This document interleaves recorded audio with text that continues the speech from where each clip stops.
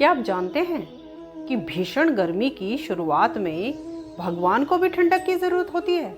अक्षय तृतीया का दिन सिर्फ सोना खरीदने के लिए नहीं, बल्कि प्रेम की उस पराकाष्ठा का प्रतीक है, जहां एक भक्त अपने भगवान की तपन मिटाने के लिए हजारों मील पैदल चल पड़ता है।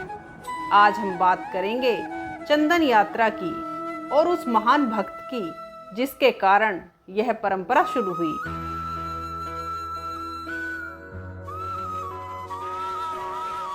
यह कहानी है महान वैष्णव संत माधवेंद्र पुरी की। करीब 500 साल पहले गोवर्धन की पहाड़ियों में उन्हें भगवान गोपाल के दर्शन हुए।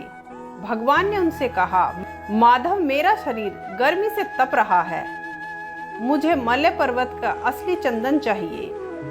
भगवान की आज्ञा सिरोधार्य कर बूढ़े माधवेंद्र नंगे पैर वृंदावन से दक्षिण भारत के लिए निकल पड़े। हजारों किलोमीटर का सफर, जंगल के रास्ते और डाकुओं का डर, लेकिन उनके मन में बस एक ही लक्ष्य था, मेरे प्रभु को शीतलता पहुंचानी है। जब वे चंदन लेकर वापस लौट रहे थे तो रास्ते में उड़ीसा के रेमुणा में रुके।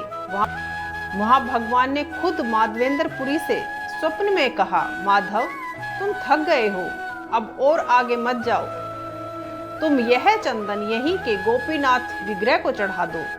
उनके शरीर पर चढ़ा चंदन सीधे मेरे गोवर्धन वाले स्वरूप तक पहुंच जाएगा। यही वह प्रेम था जिसने सिद्ध किया कि भगवान और भक्त के बीच दूरी मायने नहीं रखती। तभी से अक्षय तृतीया के दिन चंदन या इस उत्सव की दो खास बातें हैं। चंदन लागी, भगवान के पूरे शरीर पर कपूर, केसर और कस्तूरी मिश्रित चंदन का लेप लगाया जाता है, और जल विहार, पुरी में भगवान जगन्नाथ के प्रतिनिधित्व स्वरूप को नौका विहार कराया जाता है, ताकि पानी की लहरों से उन्हें ठंडक मिल सके। यही वह दिन भी है जहां विश्व प्रसिद्ध रथ यात्रा के लिए रथों का निर्माण शुरू होता। यही वह दिन भी है जब विश्व प्रसिद्ध रथ यात्रा के लिए रथों का निर्माण शुरू होता है। यानी एक यात्रा चंदन यात्रा भगवान को आराम देने के लिए, और दूसरी रथ यात्रा भक्तों तक पहुंचने की तैयारी। चंदन यात्रा हमें सिखाती है कि भक्ति केवल पूजा पाठ नहीं, बल्कि अपने आराध्य के प्रति संवेदनशीलता। जैसे हम गर्मी में व्याकुल होते हैं, वैसे ही एक भक्त अपने भगवान के सुख का ख्याल रखता है। अगली बार जब आप अक्षय तृतीया पर सोना देखें, तो उस शीतल चंदन को भी याद कीजिए, जो हमें निस्वार्थ प्रेम की सुगंध देता है।